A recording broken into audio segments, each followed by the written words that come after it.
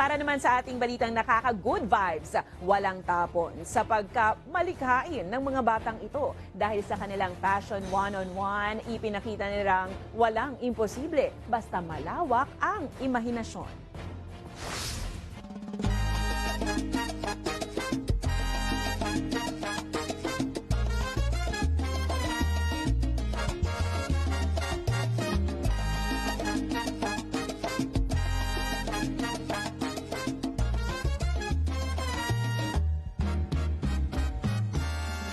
Kung kayo ay may kwentong kakaiba, mga kwento ng pag-ibig o storya ng inspirasyon at pag-asa, maaari niyo ito ibahagi. Sumali sa ating Facebook group na Balitang A to Z.